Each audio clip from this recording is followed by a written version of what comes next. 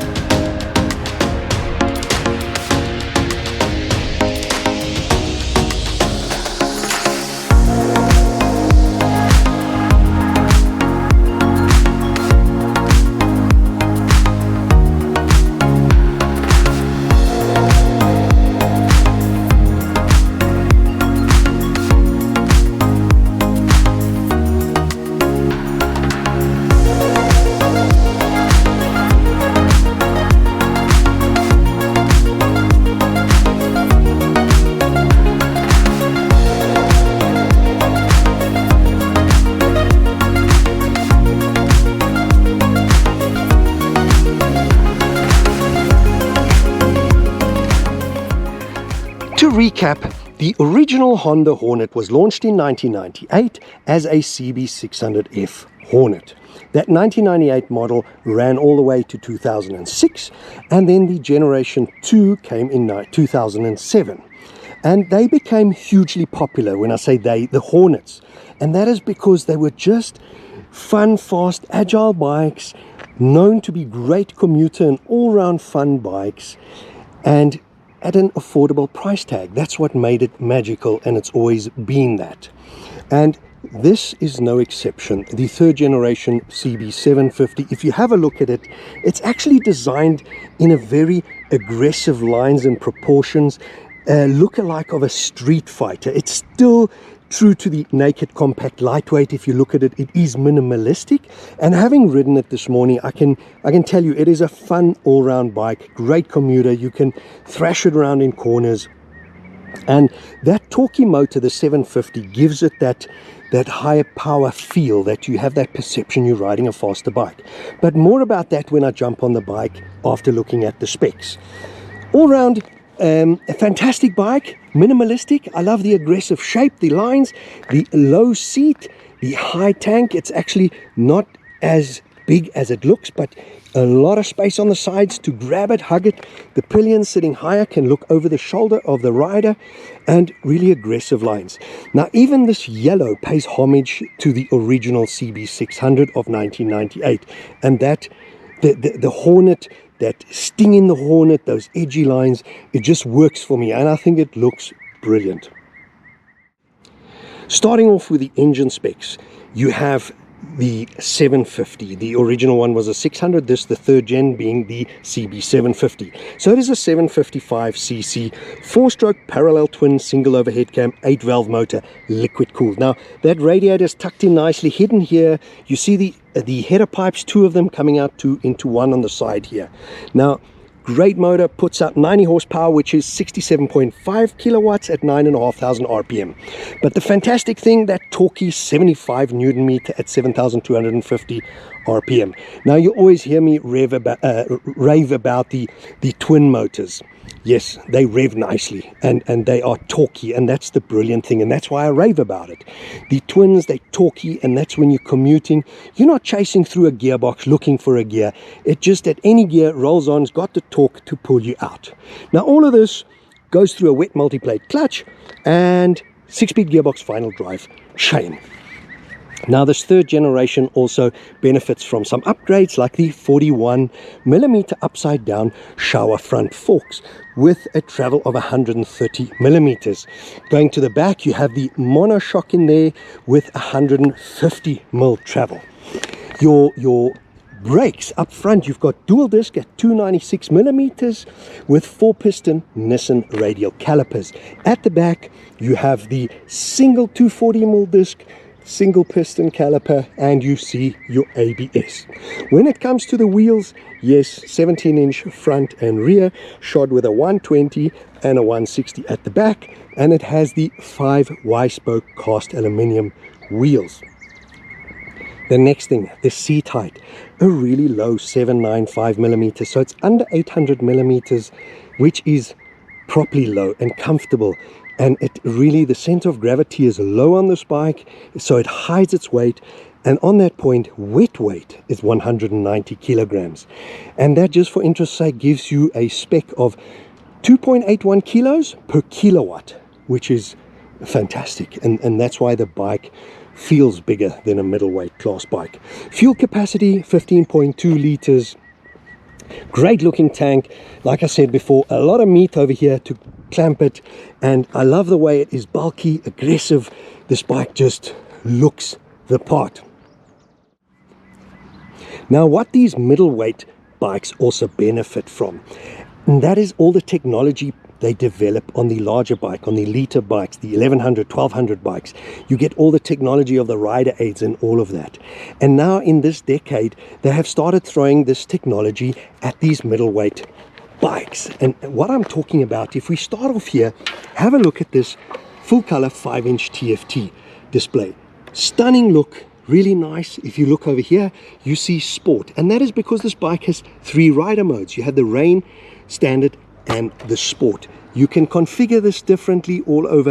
Yes, you have the Honda smartphone voice control, so you can through your phone connect and have your navigation up front. You have a USB in the back seat by the boot where you can hook it up. This bike has throttle by wire, 3 riding modes as mentioned, 3-level Honda selectable torque control with integrated wheelie control, 3 levels of engine braking and power delivery on this bike, and full LED lighting. On that point, if I switch this on, have a look. Your indicators LED, your headlights LED, and your indicators are auto cancelling indicators. On top of that, this bike has ESS, emergency stop technology, which is pretty much when you have to stomp on the anchors really hard, an emergency brake, which means 6 meters per second or more deceleration, or else you activate the ABS. That means the hazards at the rear are self-activating, and when you reduce the speed below a minimum speed, they self-cancelling. So as you can see, a lot of technology thrown at what we call a budget bike or a middleweight class bike. Now when it comes to accessories, you can really also go to town on that. Honda haven't left anything out. You can fit a quick shifter, which I recommend. This torquey motor is fun to ride and you want to shift through the gears very quickly. So yes, quick shifter, engine protectors. You can put a louder exhaust on, but I'm going to start this up for you. It has a really nice growl and bark. You can fit soft luggage shells, cosmetic enhancement. Yes, they have like little fly screens and things like that. Really make it up, do it as you like. And on the point of colors, as I mentioned earlier, this yellow harks back and pays homage to the original 1998 bike, and it is known as the matte goldfinch yellow. And the matte goldfinch yellow and the other color, the matte iridium gray metallic, they have this black frame and these silver forks. Now the 2 other color options would be the pearl glare white or else graphite black, and they come with this really nice red metallic frame and the matching red metallic anodized front forks. So all round stunning. I think personal preference, this yellow with the Hornet and the Hornet sting and paying homage to it. It's sort of a matte metallic yellow gold. It looks brilliant and it works for me. I think it's brilliant. I think enough talking, enough waffling. Let me start the motor for you, and so you can hear the exhaust note, and then let's go for that ride.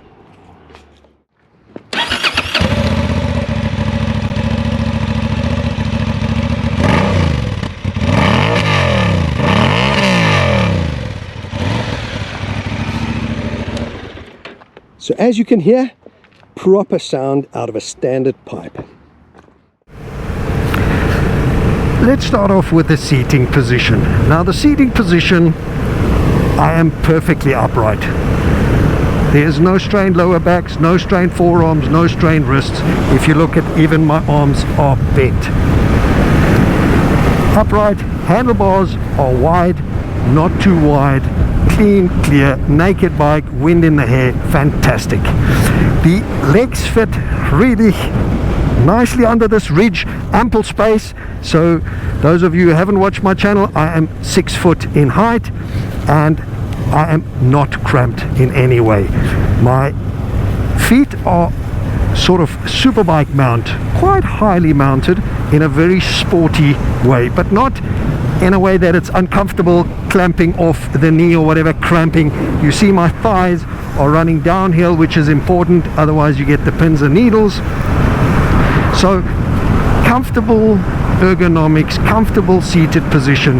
The seat is nicely cushioned, there's ample space. I can move forward, I can move back. If I move back, you got that nice little bum stop at the back from the pillion seat. Also a nice good feel. So if I'm getting tired and I want to move around, I can move a little bit back, change the pressure point. The bike feels extremely light and nimble.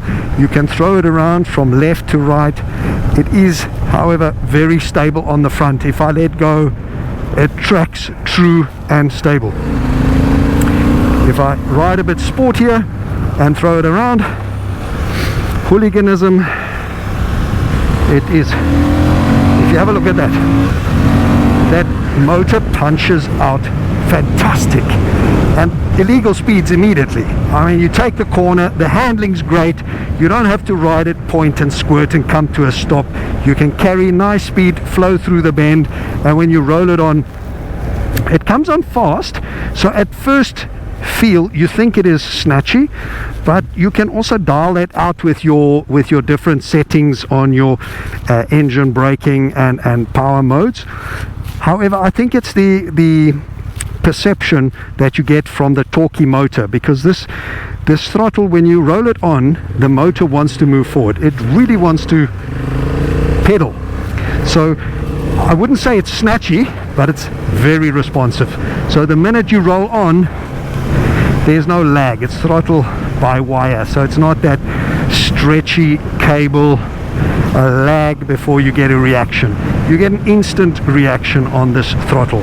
And I'm in 6th gear, top gear. If I roll that throttle, it moves forward. I don't have to change down. Fantastic response on the motor. And clutch levers, brake levers, a soft feel to them.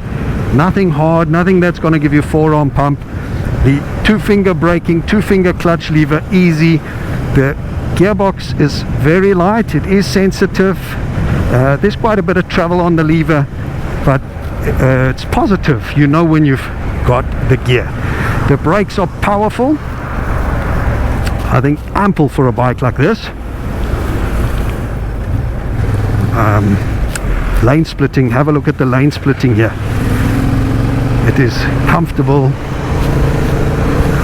Again, in South Africa, lane splitting is legal. I know it's not legal everywhere in the world, but when commuting, this being a practical bike, it's an all-round bike. So on weekends you can thrash it around, you can have a canyon carver, yes, you can throw it around, you can carry a lot of corner speed. This bike is very, very stable.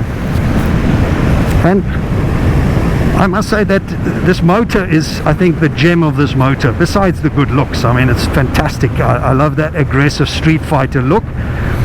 When we talk about street fighters, we always think of the big bikes like the Panigale Street Fighter, or those big 1200 thousands, those aggressive bikes. But this is in its own right a street fighter. The dash, have a look at that dash, fantastic. You wouldn't think this is a budget bike. Gone are the days of the analog or the LCD displays. This is brilliant. Rider modes, at first glance a little bit busy, but you quickly get to know what's happening up here. Got to come to a stop over here, and I will show you how low the seat is. Now, neutral also very easy and simple to find. Have a look at this. Feet flat on the ground, knees are bent all the way. I am comfortable. The bike hides its weight. It is just all round brilliant. Everything works brilliantly. The suspension is not showing any imperfections for commuting. It takes the bumps, the undulations, and it's not taking my breath away if I hit a big bump or even a pothole, which does tend to happen in traffic, and when lane splitting you can't always avoid everything.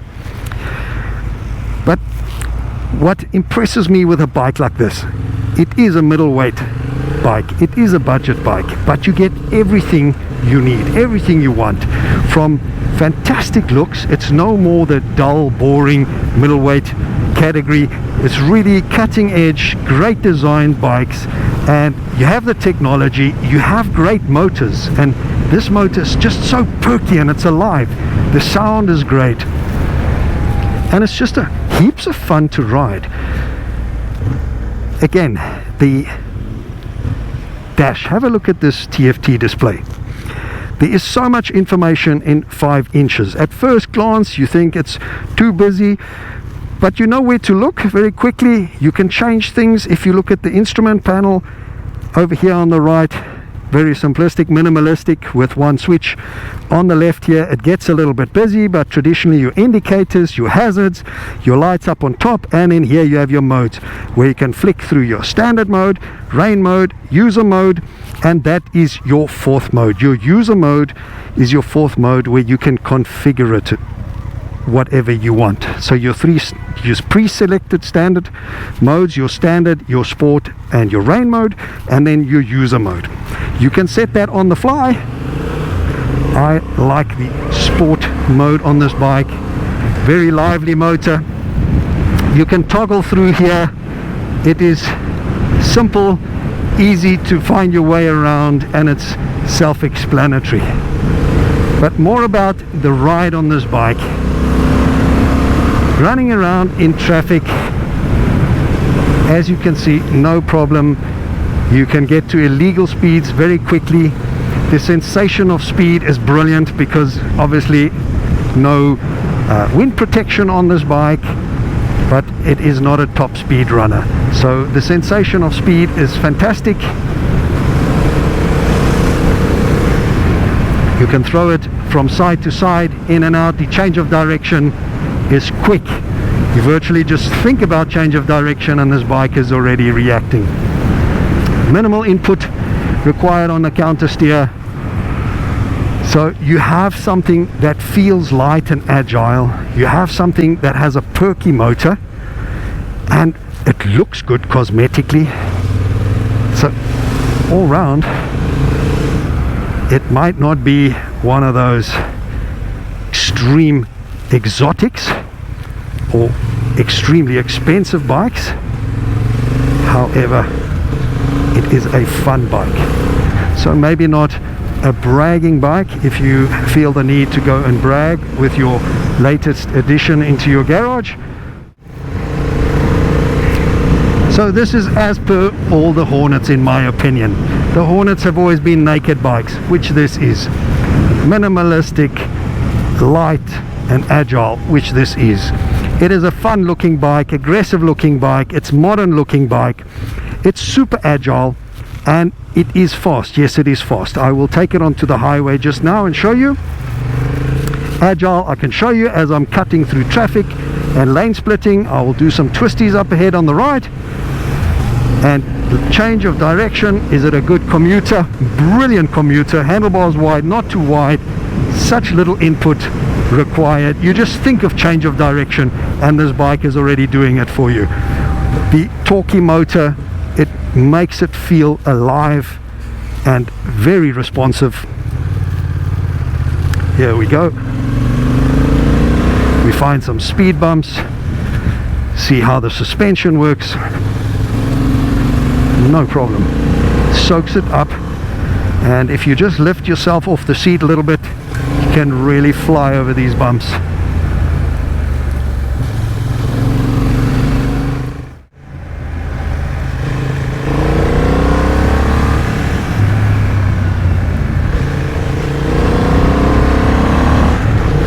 I would say a quick shifter would be brilliant on this bike. With this torquey motor, you're going to just flick through the gearbox and would be stunning. This bike tracks great. You feel sure-footed with this torquey motor. It doesn't have the horsepower to spin up and chuck you over the handlebars. However, it punches you out of the bends. And this road is not the best. It is bumpy, yet you can hear in my voice this bike is soaking it up quite nicely. It is also sure-footed, and just what's to complain about? I think the only thing a bike like this doesn't have is bragging rights. It's not in the category of exotics nor hugely expensive or rarities and numbered bikes, but other than that, everything. If you have a look at this road, not the smoothest or finest, but this bike is just running it all down.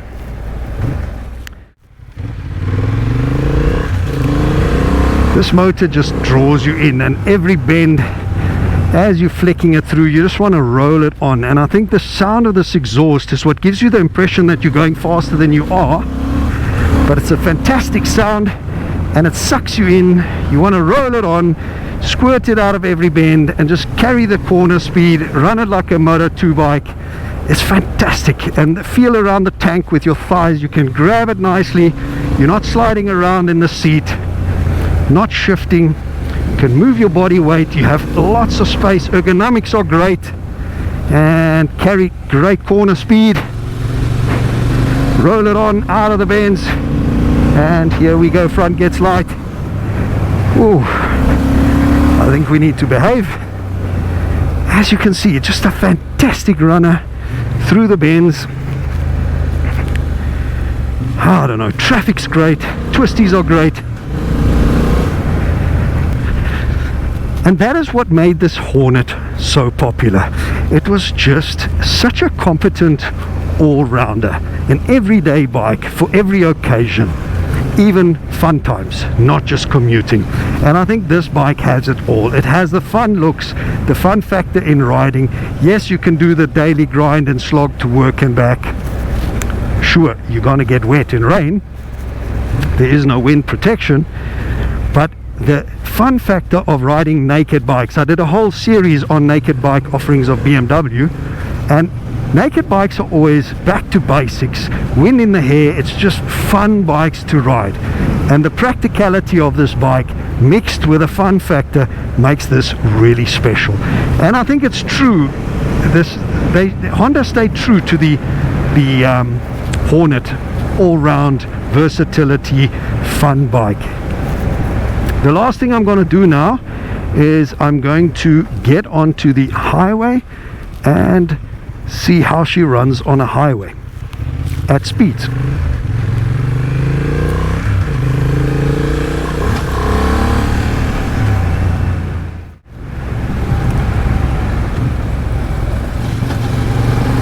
You can really jump over these bumps, and this bike absolutely behaves. Fun factor 10 out of 10 on this puppy. Have a look at how this just jumps out of the bends and just gives you that smile.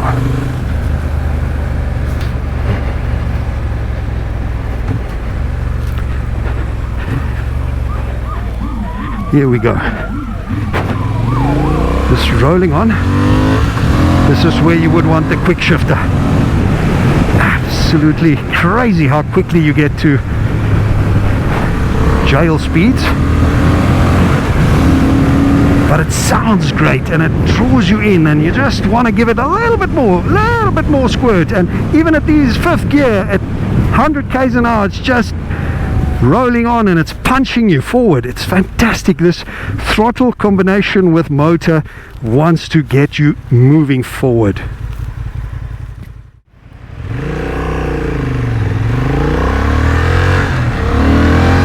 Pulling off, you can see you can short shift, and there's plenty power, plenty stonk. Illegal speeds come up in a hurry.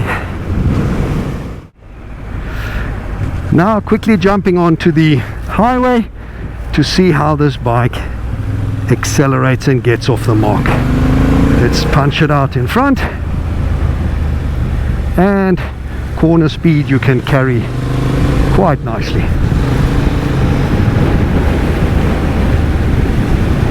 Let's behave, not being my bike. And here we go. Punching out of the bend, getting up to illegal speeds in a hurry. I stayed in 5th gear, I didn't change down, and I'm not even on the highway and already I'm above illegal speeds.